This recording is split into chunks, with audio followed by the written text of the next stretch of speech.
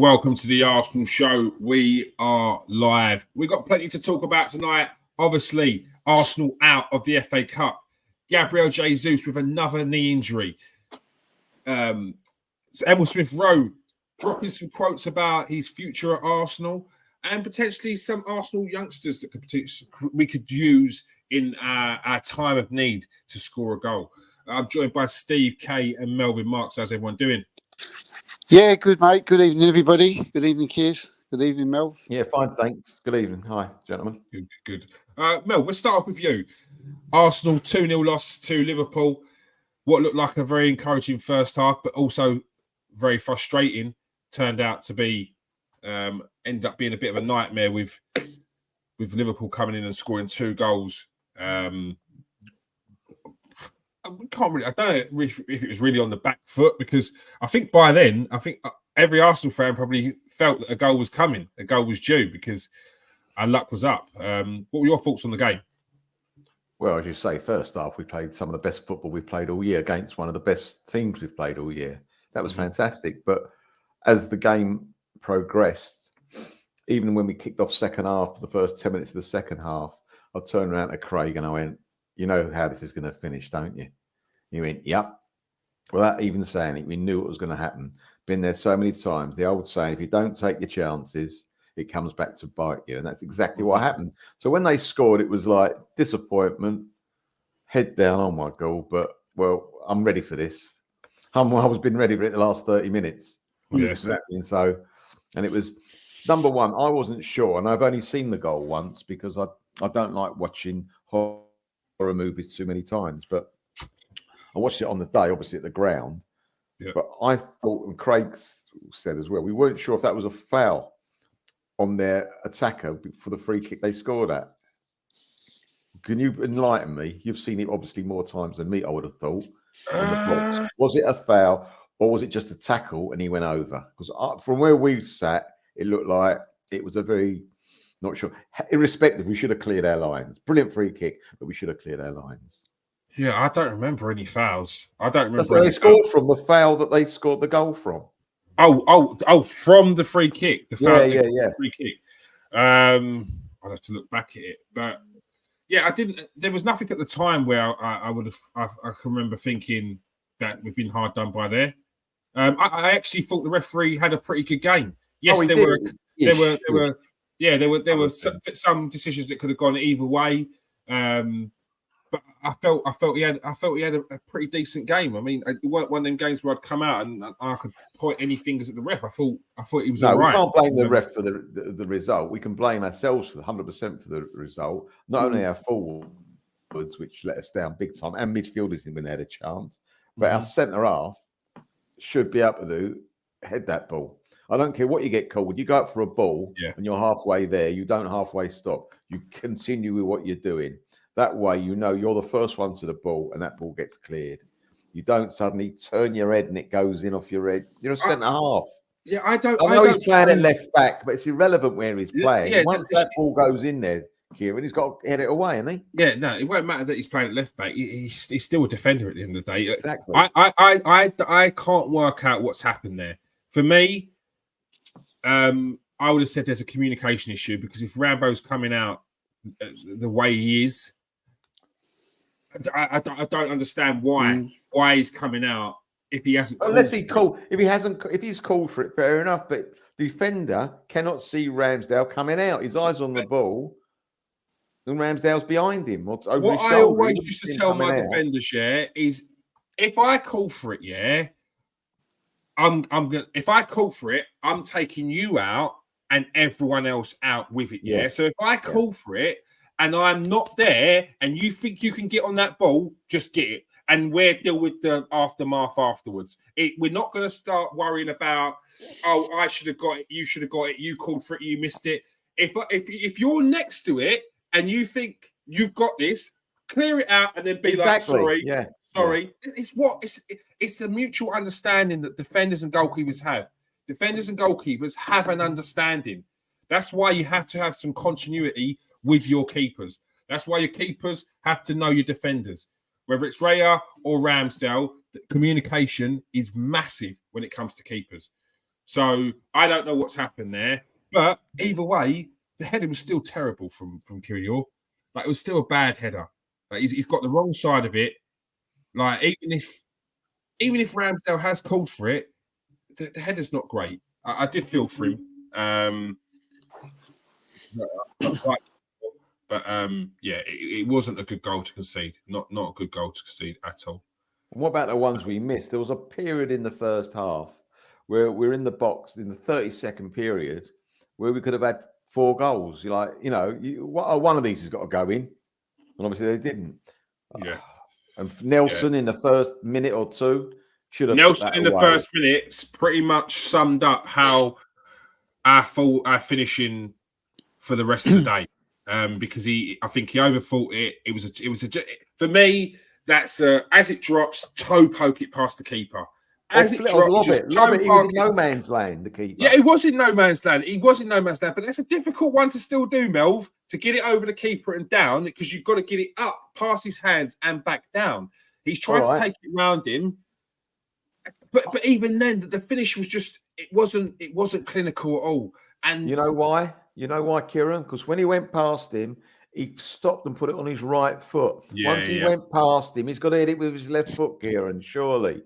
Yeah, what I don't understand left foot. What I don't understand as professional players, and I've played with some very, very, very good players, not even pro, semi-pro.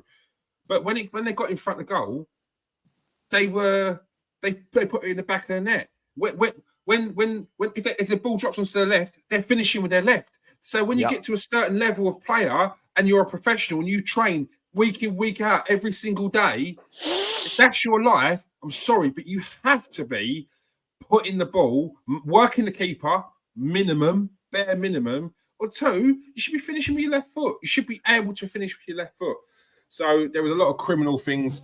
That reminded me of one of the biggest games I've seen at Highbury, and one of the biggest disappointments for me at Highbury is we played Ajax in the quarter-final, I think, of the European Cup. And we bought Marinello, I think, the season or 2 before, who was a very fast winger. And in the first minute, he got a one-on-one with the keeper. We thought, this is it. Go 1-0. I think had we won 1-0, we would have gone through. I think we're 2-1 down in the first leg. I knew we needed to win 1-0 anyway. He missed it. And everything went wrong after that. And finished up, we lost 1-0 from a George Graham own goal. And it was that disappointment. The first minute, you're so, and you think, what a chance against Ajax. What a chance. And it was similar the other night or the other day, afternoon or whatever. Never mind. The good thing about the game was I got home. Are there any positives you can take from it? Yeah, the way we played the football. We're playing football a lot faster, more one touch, more direct. That was a little bit more like last season, the first half, I thought. So, yeah, that's definitely positives to take out the game. Steve, you got positives to take out the game?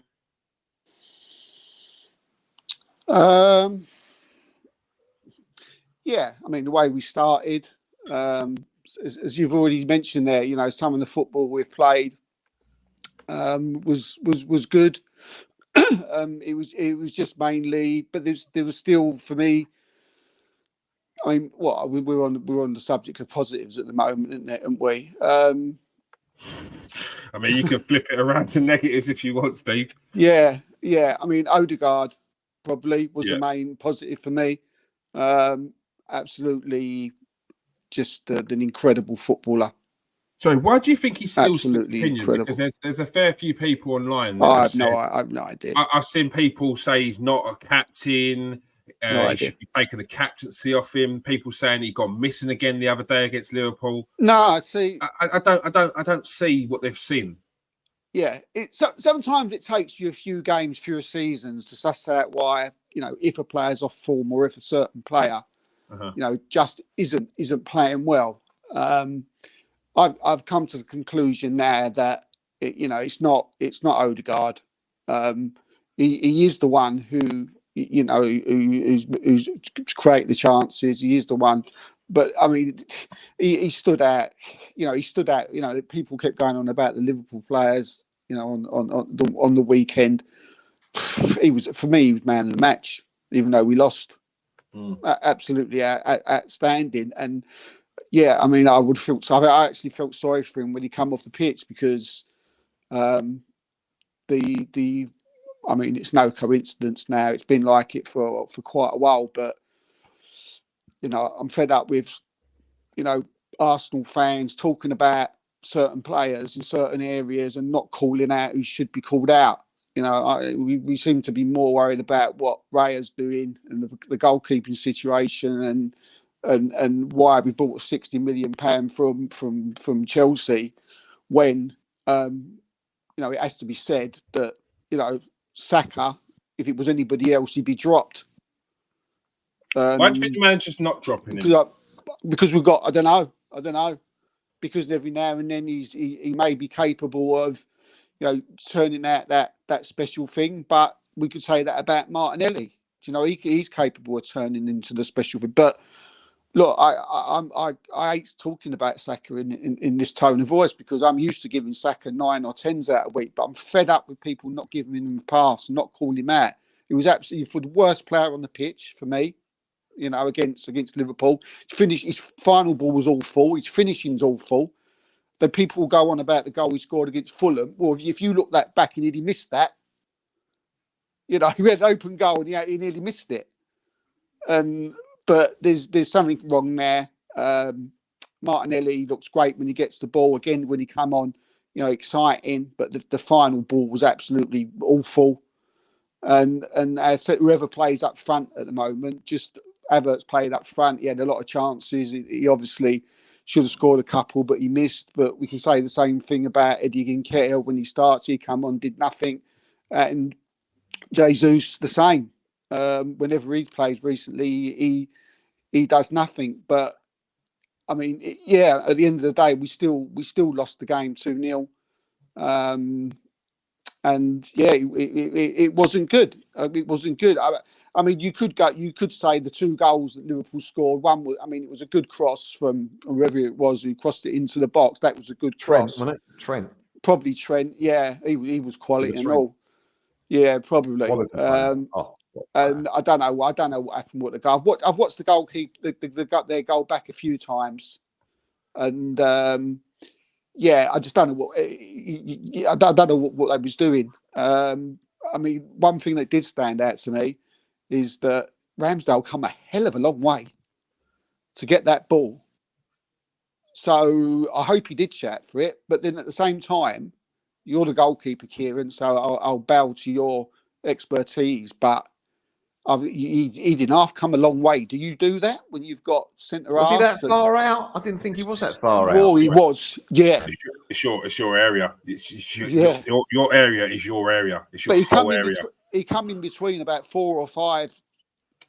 Yeah, if he's still, he did. Let's face it, he didn't get nowhere near it. No, but from what I can see, he's still in the 6-yard box. So look, it's a calamity. But he wanted to come. He didn't want to get. He only got as far as the 6-yard box. It looked like to me anyway, because there was players stopping him from getting any further. It looked like he wanted to come. Do you know what I mean? Really far out. He was over that because he got blocked and he couldn't get to it. And Kiyo's obviously then just knocked it in. And then the goal was on the break, wasn't it? At the end of the day, because we was pushing everything forward to try and get the goal. Yeah, and then they caught us on the break. So that was maybe a positive. Somehow, we've come out of this game where I thought we played really well in the first half, and I don't even think we played bad in the second half. And people were talking about a Liverpool masterclass and calling Klopp a genius. And I don't understand. If Arsenal put away their chance in the first half, it's 3-0. Like, where's the masterclass? What are you talking about? Holding on. That's the problem. I think that's the problem. They got taken to pieces at one point. It was like I couldn't believe. I was giddy. I couldn't believe myself. I was like, this is Arsenal playing against Liverpool. It don't matter whether it's at home. This does not happen. And we did the same up at Anfield as well. So, footballing wise, we're getting much better.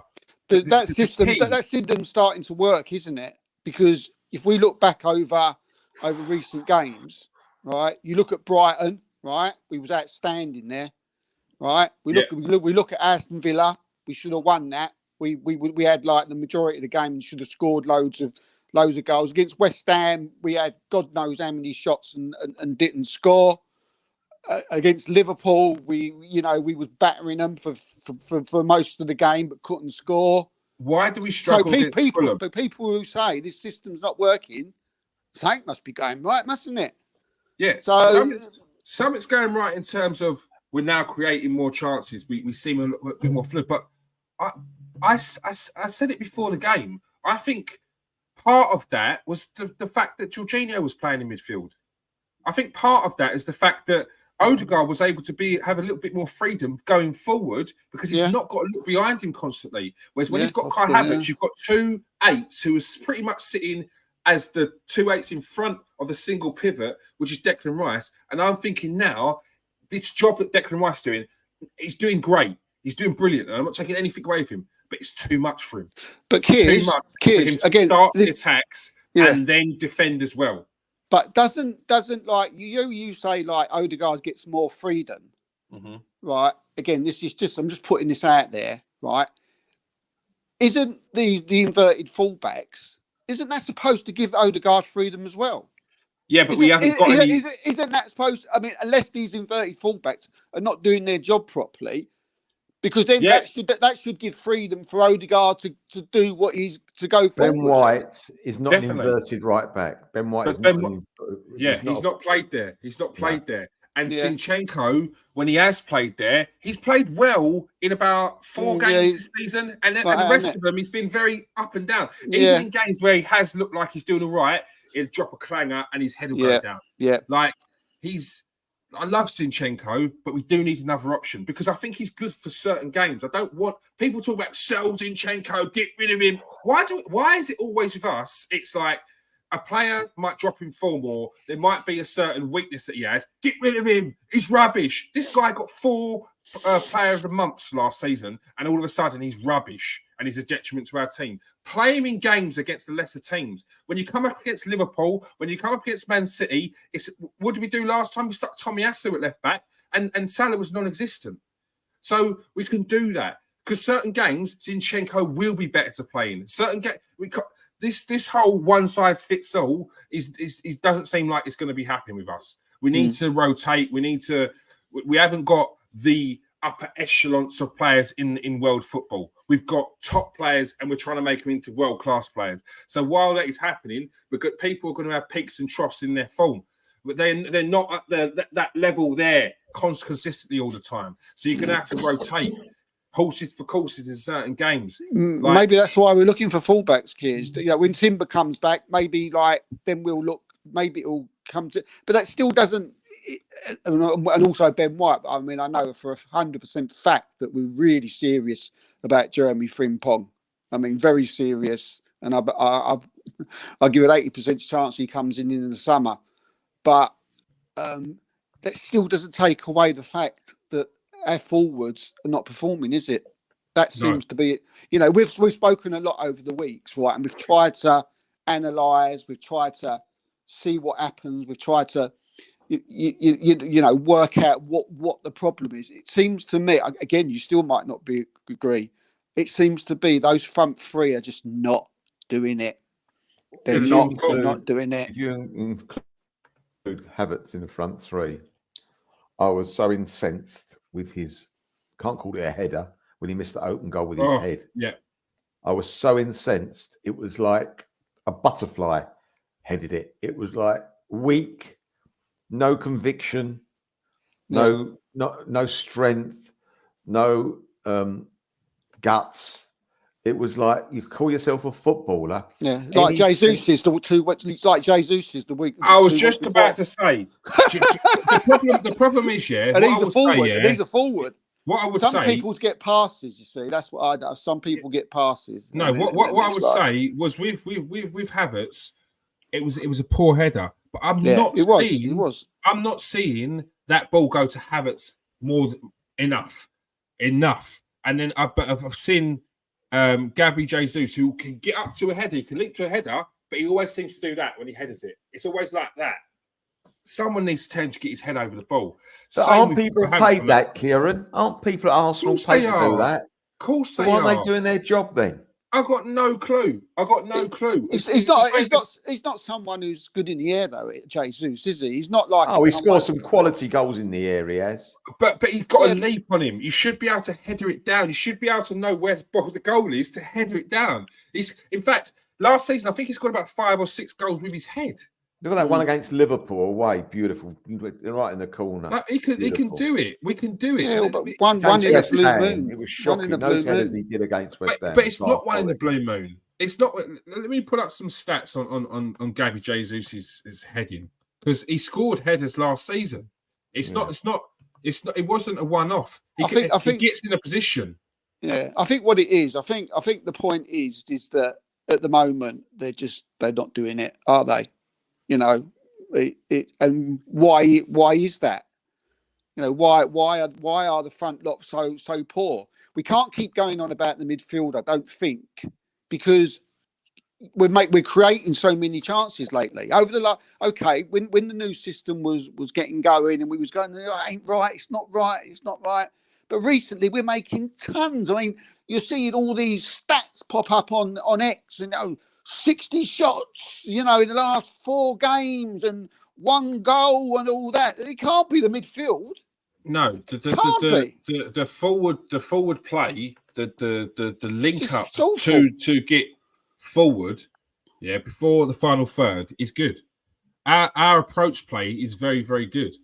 That no one's doubting our approach play. No, it's what are the level now for me. The Liverpool game was the first time in a while I've seen very clear-cut chances. West Ham, we had the 2 Gabriel Jesus headers, should have done better, and we had the Saka one where he was at an angle and he put it in the side post, side netting. Poor. But for me, they're the 3 chances, the 3 main chances. The other day, we had 5 in front of goal. Havertz has 2, where one of it he should runs onto it, he should have put it in the back of the net. Saka has 2. Odegaard hits the crossbar and should have put it in the back of the net. They are clear-cut chances. Now, my problem with what I'm seeing in a lot of these other games, yes, we're getting in and around the area. Yes, we're having touches in and around the box. But where is the clear-cut chances? Where are we breaking teams from on the counters and hitting them with pace and getting one-on-one with the keepers? Where are we putting the diagonal balls in? Where are we playing between the lines and Saka or Martinelli is just making that little run in the box? Oh, he's one-on-one with the keeper, knocks it past. The goals that we scored last season and the season before, we're not scoring this season. And that is because of the approach play. Because you say, yes, in recent games, we've got used to it, but has the previous before where we haven't had a lot of chances on goal, has that made now a detriment to us going forward when it comes to our chances in the box, taking those chances now? Is it because previously we weren't getting many chances and we weren't even taking chances really previously, and now we're getting more chances, we're just not putting them away? I don't know, but he needs to change something. One of the things we've seen in recent weeks, we've seen our young striker Mika Berif has actually been brought back from Motherwell on loan.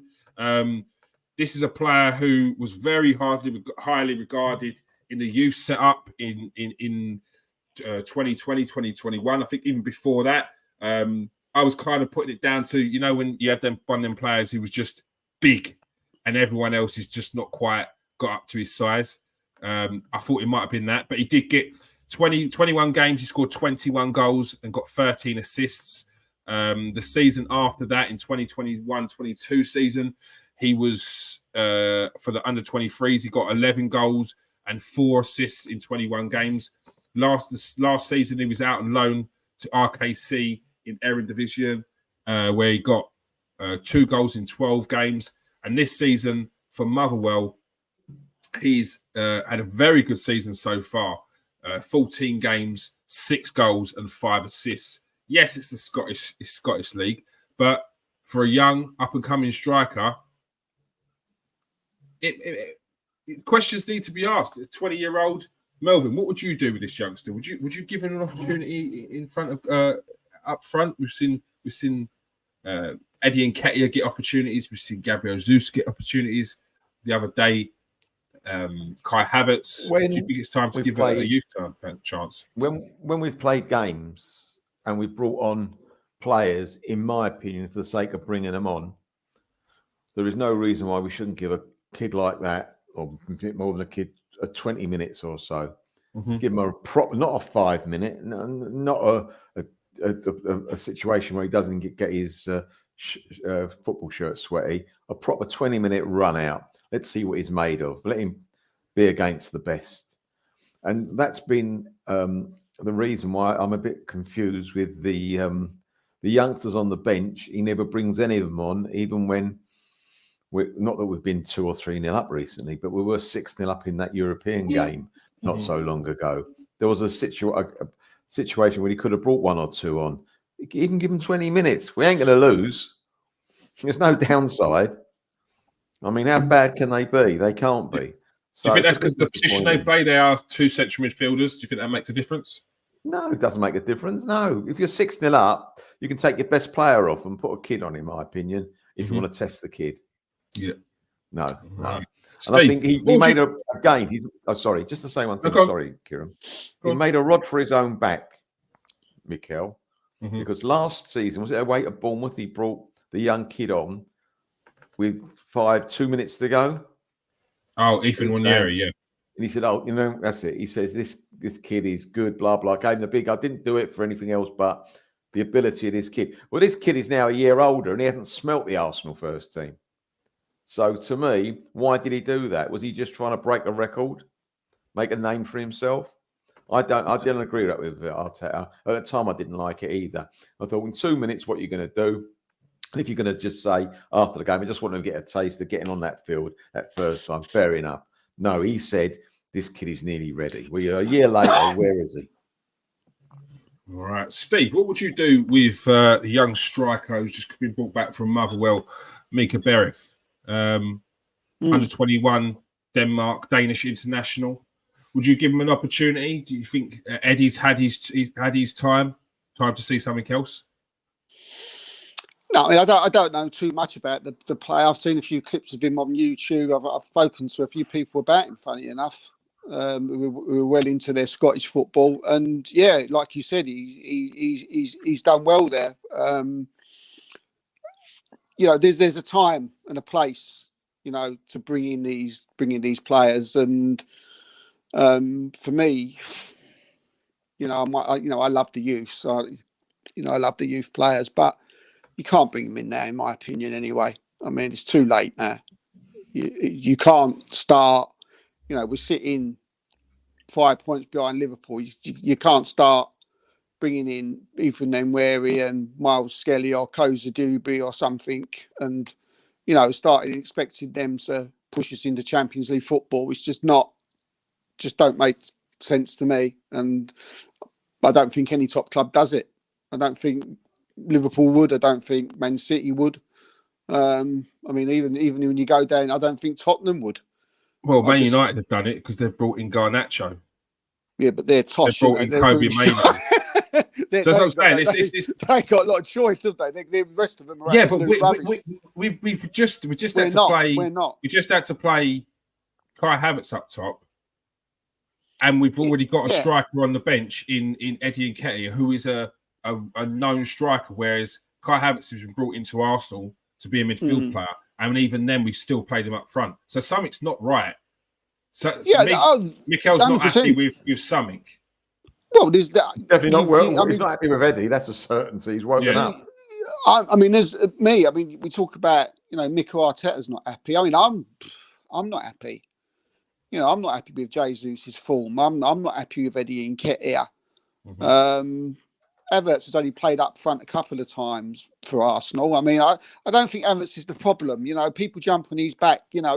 If it wasn't for his goals in the last few weeks, I like to know where we would be. No one's. I've not said Havertz. No, not you. Problem. Not you. I'm taking that. I'm saying that as like because we know he's not the answer. Else, we know he's not the answer. Not. He's not the answer up top. Definitely not the answer. But you can't. I don't think it's fair to keep on swapping around. This is a guy whose confidence was shot by playing up top at Chelsea. He's just started to settle in that midfield role, and you stick him up top again, and he relives his nightmare that he did at Chelsea because he can't finish his dinner because he's not a clinical player. He's not a clinical finisher. He's not got that instinct to. Even us, we're like, why do you take that extra touch? As a professional footballer, if you're a striker, you're not taking an extra touch because that's not, your instinct isn't to. You want to get the shot off. He wants to find the perfect gap. He wants to find the perfect bit of space, and you just don't get that as a striker. And as a centre forward, that's something that he would know. He would have been taught as he's growing up. You ain't going to get that perfect shot on goal. Yeah, probably because he's not, as you say, he's not a centre forward, is he? He's someone who plays in the midfield who, who's a clever player, and he's probably used to having that extra touch because he allows himself as a very intelligent footballer to be able to have that second touch. And maybe when he's playing up front, he subconsciously he's having that second touch when he don't need it. I don't know, but he's not forward. Eddie's not the answer, and recently Jesus is not the answer anyway. So is it just a case of we just knuckle down, get him in extra training? And, we've got to, that's all. Yeah, I think that's all we can do, mate. I think we just got to work with what we got. We've got change it up.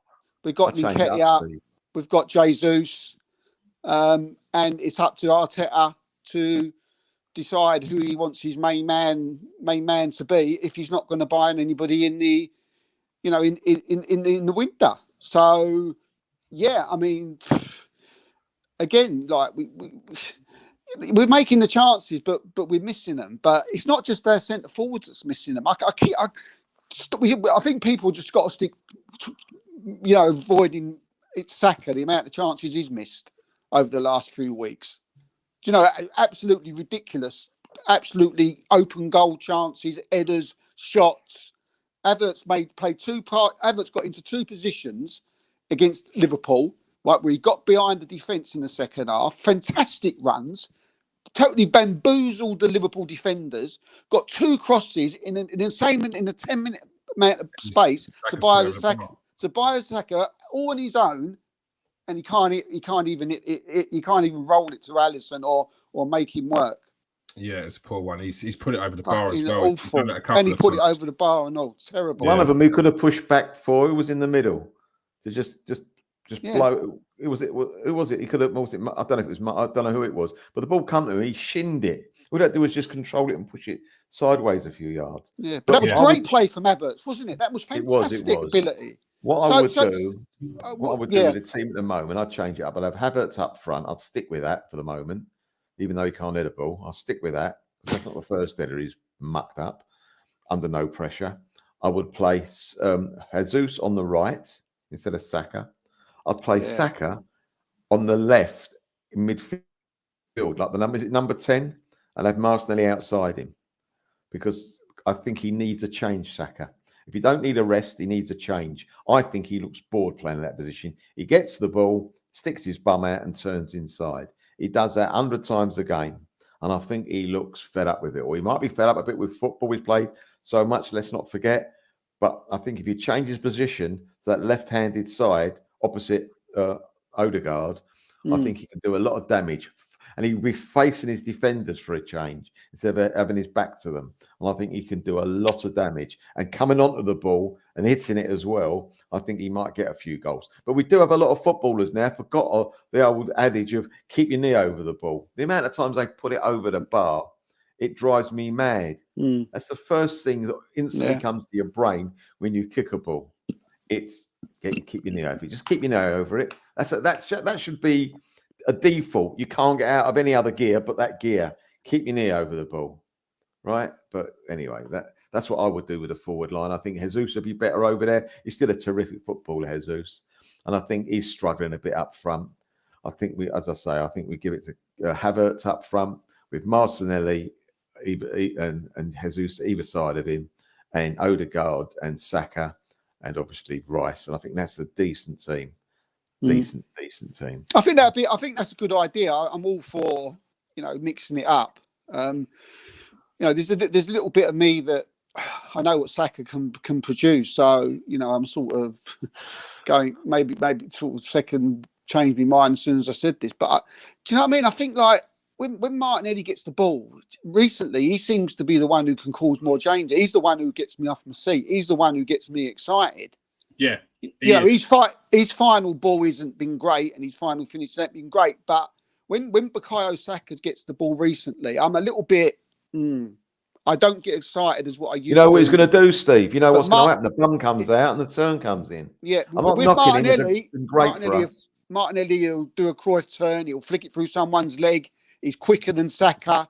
I think I think at this moment in time, defences are more worried about Martinelli than they are Saka. Martinelli ain't far off. He ain't far off, Martinelli, being back to his best. And his best is very, very good. Yeah, so it'd be harsh on him for dropping, wouldn't it? That final little ball inside. He waits that little split second too long. Mel, I'm so glad you said that, because Martinelli's been still getting a lot of stick. And from what I've seen, he's a player that doesn't hide. He's a player that you give him the ball, 100%. He's always going to try and take on a player. He's always going to try and take on a fullback.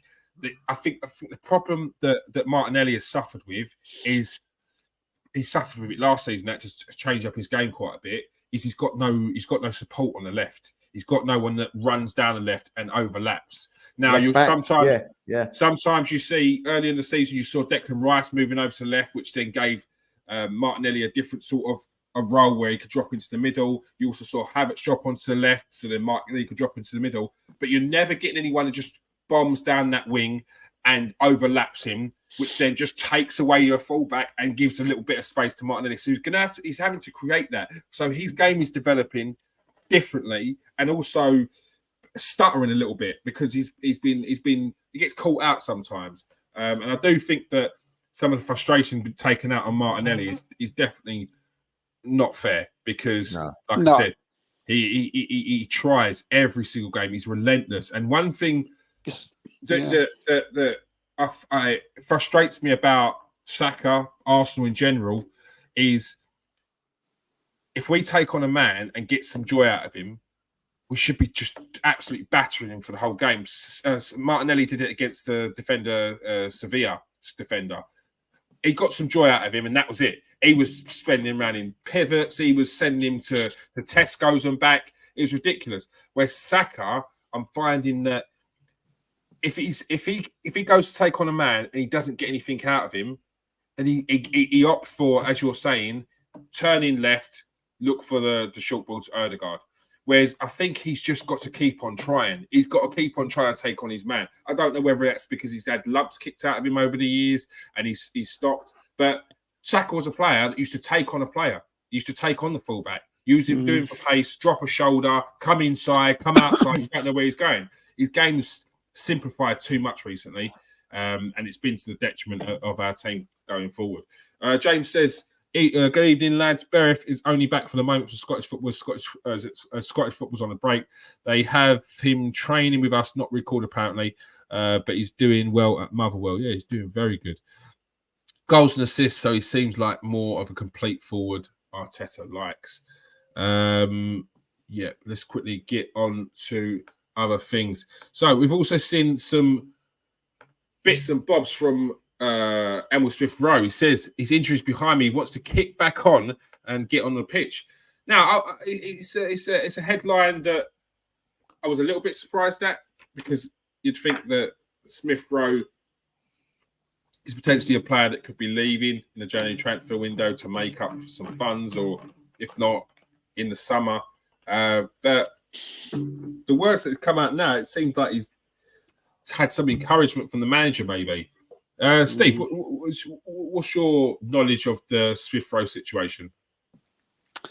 No, I mean, there's a plethora of clubs interested in him. You would expect so, wouldn't you?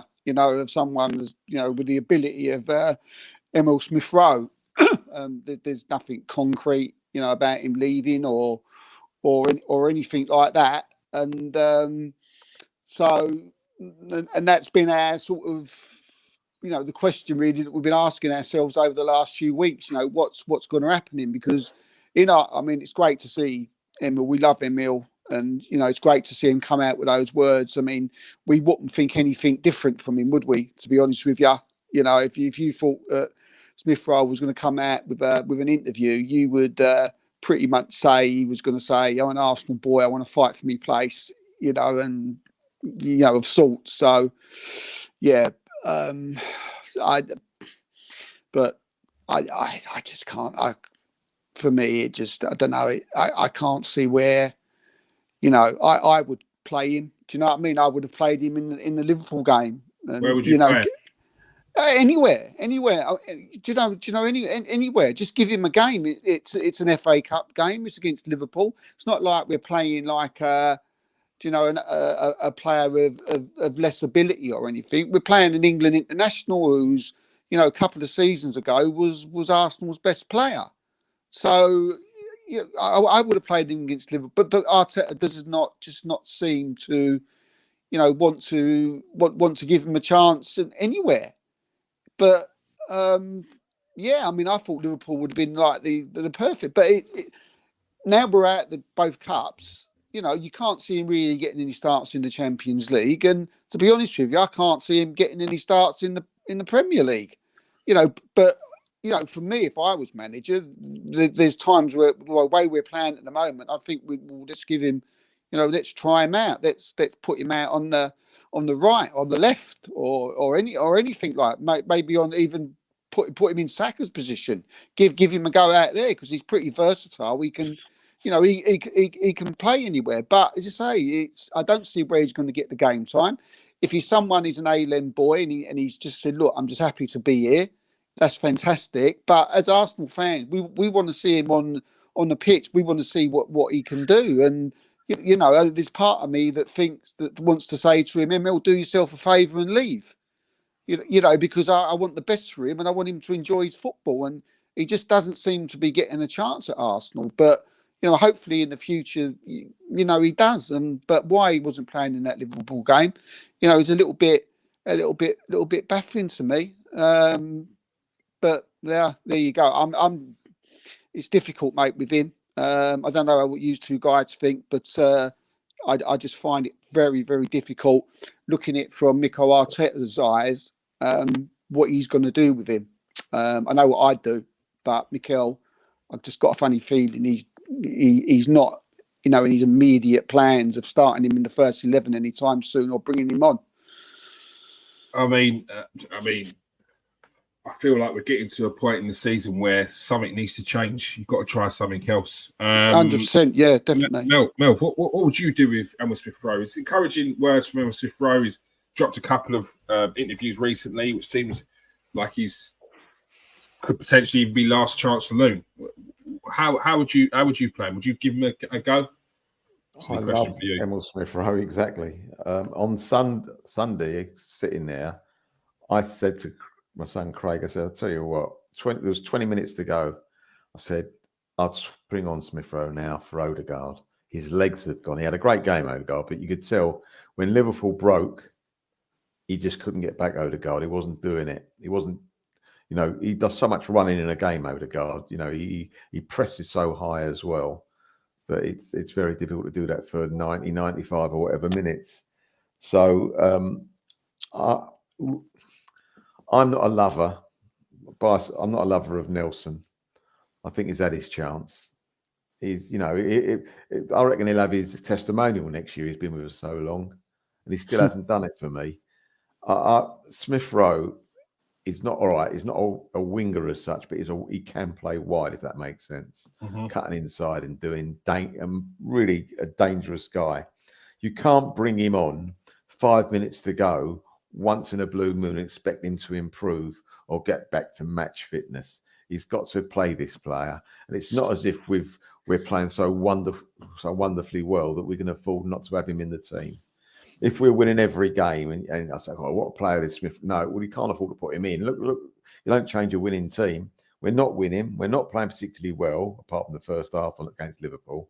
So I think you can afford to bring him on or start with him, because the guy he came on. Was it against West Ham? He came on. Yeah, 10 minutes. He got 10 minutes, didn't he, against West Ham? He seemed to raise the pitch.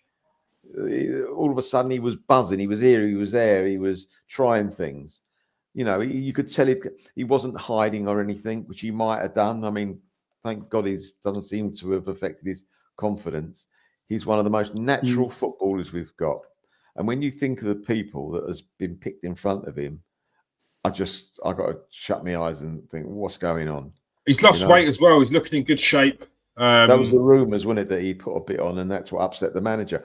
The trouble is with a manager, if you upset him, it's a long way back sometimes. And I hope this is not the case for him. Yeah, well, it seems like there's something's been said. So I can see him getting some minutes. Arsenal in a situation they have to change something. They've got to. They can't keep batting their heads against it. It's a definition of insanity. Just keep on doing the same thing again and again and again. And Arsenal are doing that. It needs to change. It does need to change up. Whether that's a spark of creativity that Emile Smith Rowe can bring. If you're talking about a low block, someone at Emile Smith Rowe's perfect to play against a low block. He takes up positions which people don't take up. He always wants the ball. He's always looking for gaps. He then runs into those spaces, sees a gap, and he's there for the finish. He's a very, very good player. It's a bit of a mystery, isn't it, Keith? He had a couple of seasons ago. What's that? It's a bit of a mystery, isn't it? In terms of why he's just not getting any time whatsoever. He's been fit for quite a while, recently. Yeah, and he's not. I mean, like the Fulham game. I mean, we was absolutely one of the worst performances I've seen from Arsenal in 2 years. He couldn't even get on the pitch. It's just, don't know. It just seems a weird one. It is a weird one, but then again, our manager does these things. Like Mikel, he does. You think, this player's going to get an opportunity. He just won't play him. Last season, we saw changes that needs to be made, and he didn't make them. Emile Smith Rowe was back in the squad around Christmas. Didn't played about 10 minutes for the rest of the season. So, and the season before, this was a player who was highly regarded and scored 10 goals in the league. I think the problem we had with Smith Rowe this season is when he did come back, he played against Brighton. Was it against Brighton? No, he came on against Sheffield United, or started against Sheffield United, and then he had a knee injury. So he was on the bench for the start of the season. Came on against Tottenham. That's probably one because he's a Hale-in boy. He's come in the following game against Bournemouth. He was on the bench against Man City. Understandable. 1-0, very tight game. Good win. Came on against Chelsea, played 20 minutes. Played 73 minutes against Sheffield United.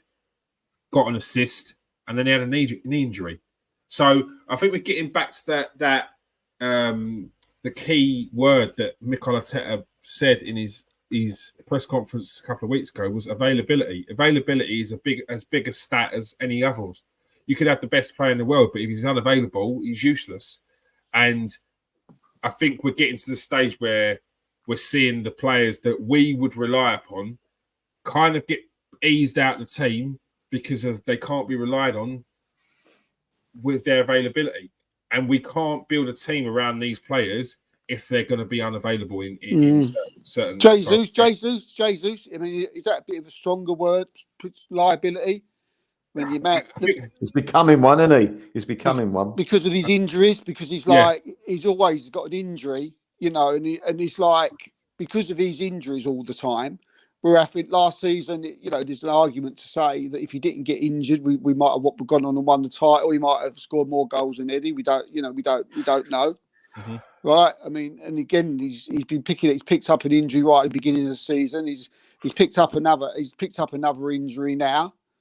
I mean, when you're looking at that, you can't score goals, and your main striker, which is one of your most important players on the pitch, and he's becoming a little bit of a liability. It's very worrying, and maybe the reason, again, there could be loads of different, sort of reasons why, Saka and Martinelli ain't playing as well as what they have been recently, but maybe they're not. If we had like a killer centre forward, someone who the other defences were scared of, maybe they'd have more. More looking at him more, You know, we're at the moment we've got like Havertz. You think, well, he's not centre forward, and Ketia, do you know what I mean? He's like a middle table centre forward, and Jesus can't finish his dinner at the moment. So if you're a centre back, you're thinking, or you're a defender, you're looking, well, let's make sure Saka and Martinelli are tied up, right? So yeah. There's a lot to be said about how much pressure we put in on our wingers to score goals, especially Saka. He's a player that they hang their hat off. They lean on quite a lot for such a young age, and that pressure should be alleviated a little bit by a centre forward who's going to be banging in double figures. I think what's stunted Jesus' season is he had an injury at the start of the season, so he's not really had the opportunity to get going. And to get going halfway through a season is a bit of a sore one. It's not the easiest thing, but we're going to have to find something from somewhere. Even if it's a season where we just stumble through, we've got to make sure we get in top 4, stay in that top 3. Liverpool, Man City. Try and get as many points as we can. Try and sit on the shoulder. So even towards the end of the season, we're still involved. So even if it's a season where people think we're not going to win the league, we were never really in the challenge because we were just off. It's important for me to stay in and about it. It's important for me to show that even in the season where we weren't as fluid as last season, as we weren't as good as scoring goals, we still managed to find enough to be in the conversation or in that race towards the end of the season. I think that's important going into next season as well, because I don't think we should be. I don't think we definitely don't think we should be looking behind us. This talk of 6th spot, I find it too negative. I don't even want to go down that route. Henty says, I really hope the Dubai Cup eases this, but Arteta's love card annoys me greatly. We all love the team, but manager publicly being a fan when he needs to be rude.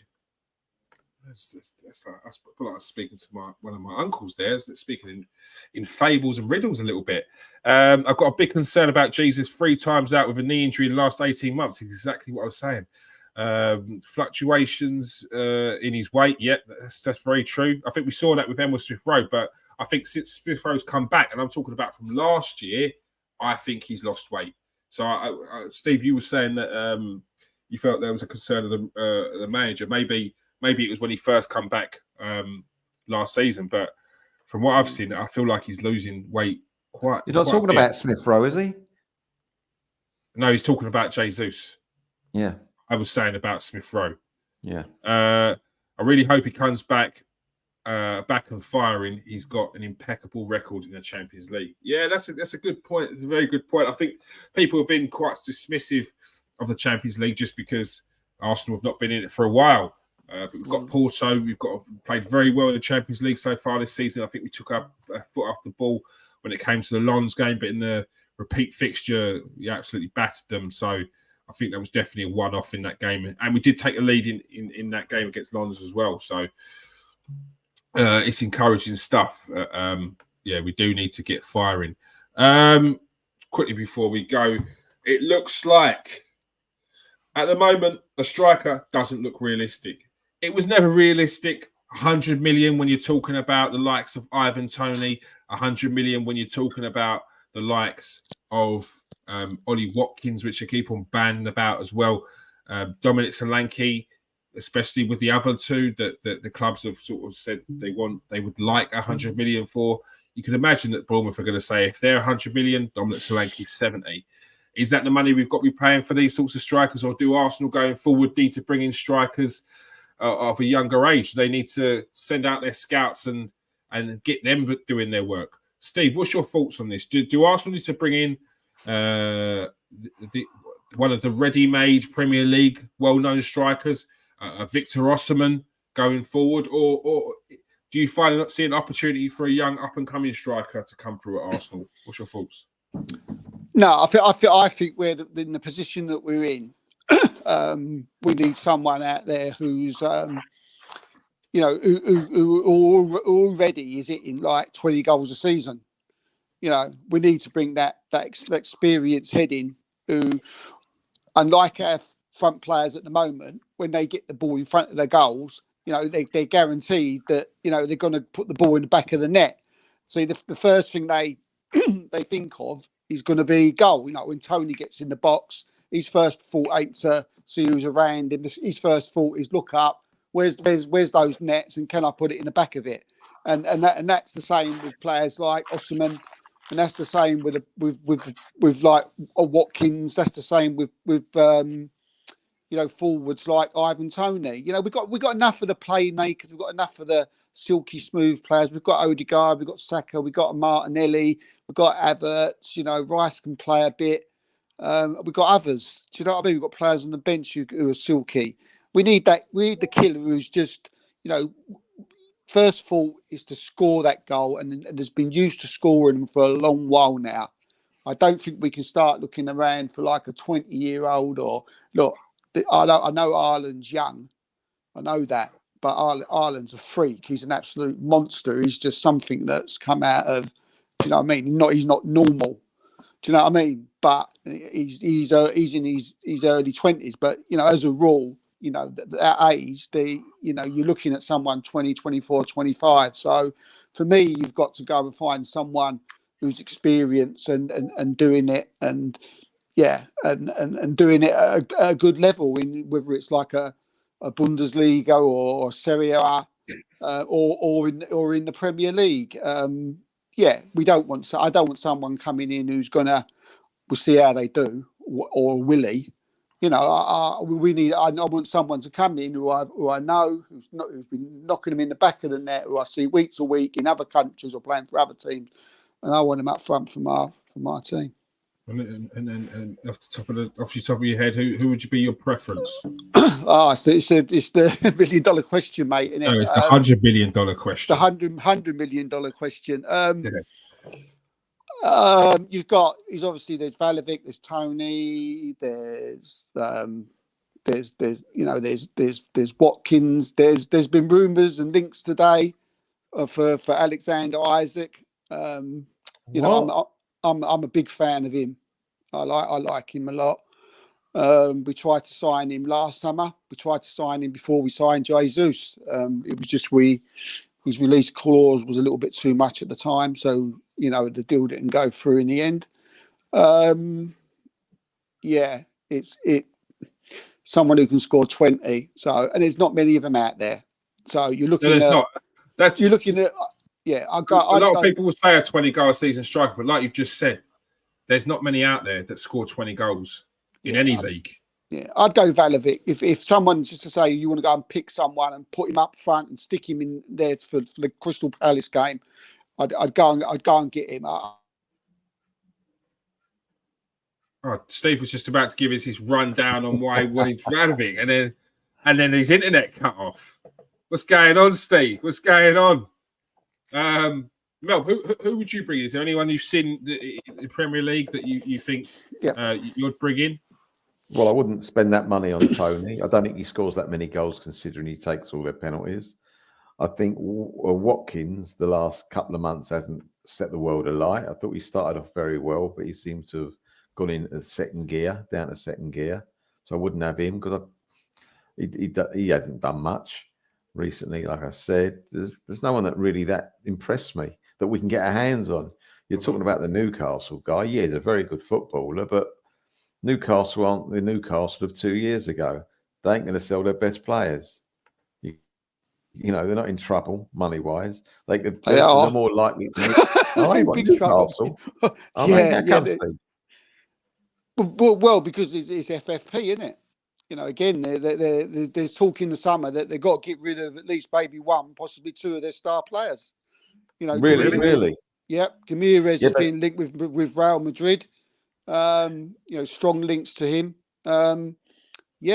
That's what we're Man United thinking. Like, I think someone comes in and they think that all of a sudden we're going to be buying the world. It doesn't work like that in transfers. It doesn't. It's a different game now from where it used to be. So all they got to do is sign the contract Man City, and they can buy what they like. What's that? What they got to do when they buy someone, any team like Newcastle, if they want to buy another 3 players, Newcastle, spend another 200 mil. Just sign it quickly in pencil, Man City, and it'd be verified. They won't have to worry about breaking any rules, and then carry on.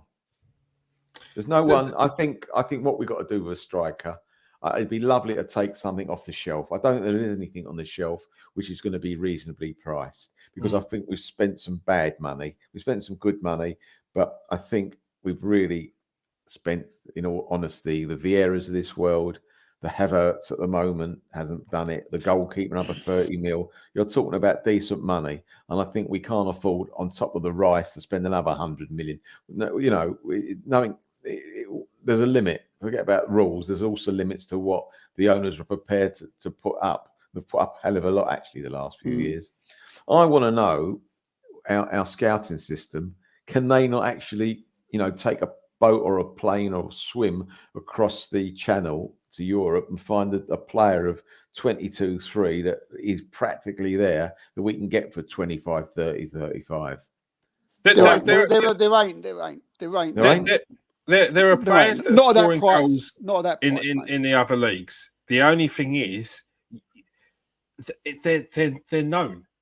The other, like Guirassy in who's scoring goal for Stuttgart, I think he's got something ridiculous like 17 assists and 15 goals this season. He's absolutely ripping up the league. But he's like 27, and he's a player who Tottenham were looking at a couple of years ago. Why has no one touched him? So these are the questions you've got to ask. Tottenham needed a striker last season, but they didn't go and get him, and now he's smashed it this season. Victor Bonifay, who's scoring goals for Porto at the moment, he's scoring week in, week out. Guirassy, who was at Victor Guirassy, who was at Coventry a couple of seasons ago, he's banged about 25 goals in the Championship. He's now going and playing in Portugal, but it's going to cost upwards of 60 mil. So are people going to go out and spend 60 mil on a player who's playing in the Championship last season? Or what did he go for, Kieran? What did he go for? What did he leave Coventry for?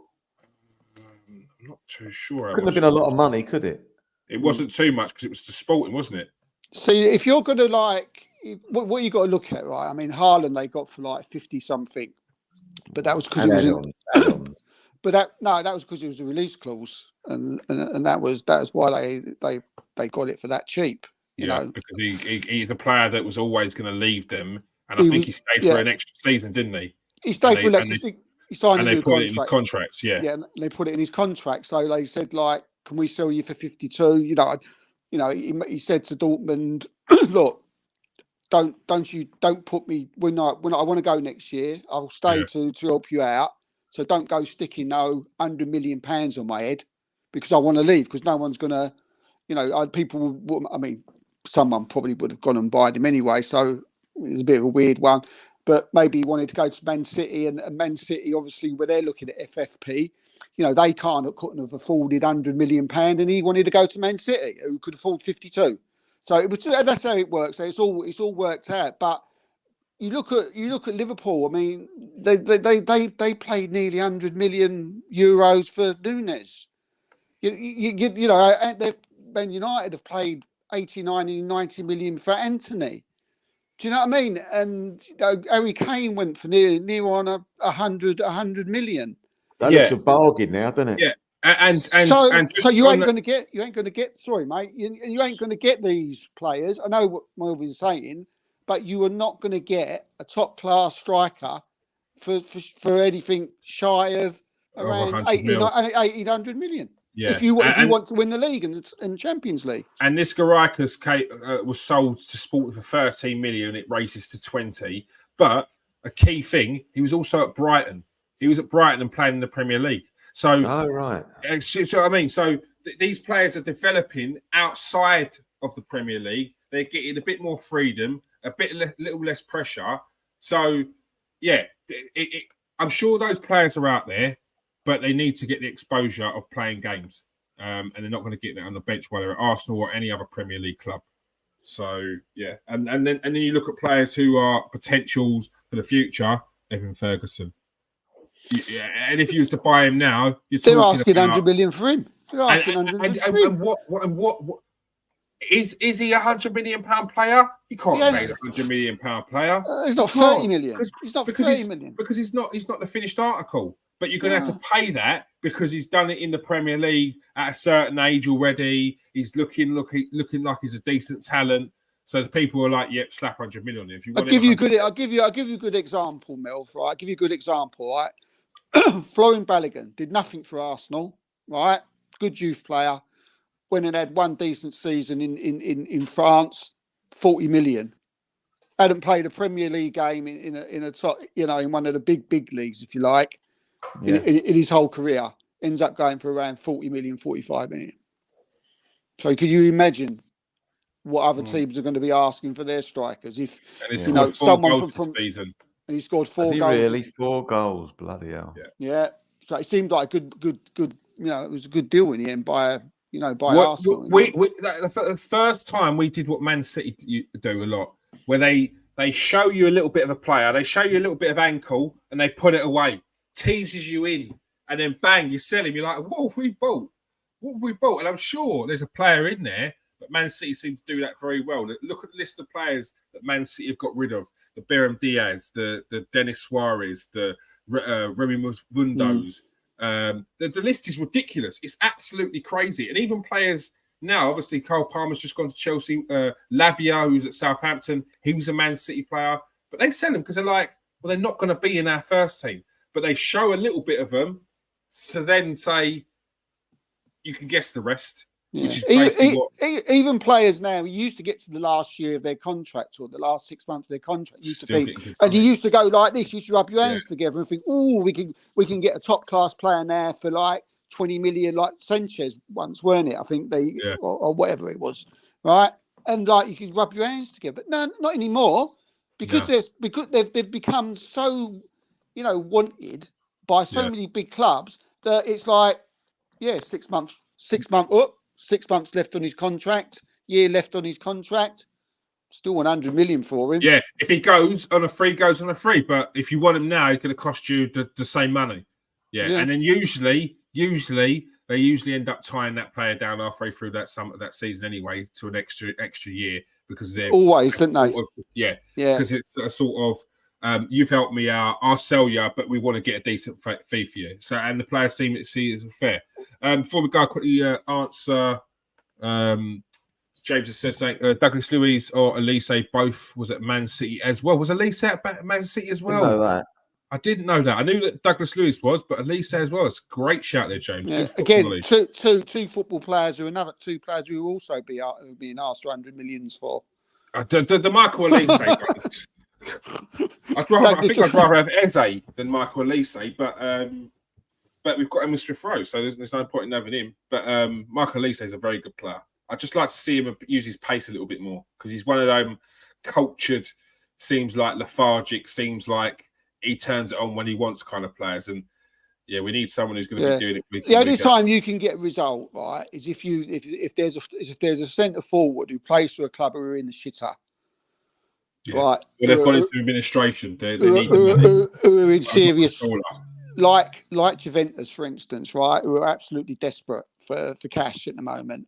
Someone like that, and that's why I thought we had a chance with Valovic. But we ain't buying any forward, evidently. He says, doesn't he?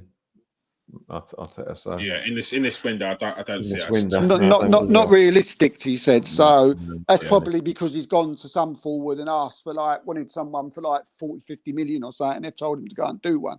Yeah. So all right, that is all we have time for today. Thank you very much for joining us today, Steve. Cheers, mate. Pleasure. And thank you very much for joining us tonight, Melvin. Thanks a lot, Kieran. Let's not get too down, Arsenal fans. We're still in the title race. We're still in the Champions League. Yeah, that's about it. We're not bringing in a striker. It's the hope that kills you, and I'm going to kill that hope now. Do not raise your hopes for bringing in anyone in this transfer window. Let's try and get through with this team. Let's hope that little holiday to Dubai has sorted them out, and they come back full of beans and full of goals. All right. As I always say, make sure you hit that like and subscribe, people. If you are new to the show, if you are a regular, hit that like button and hit that share. Peace out, people. Stay safe and wash your hands.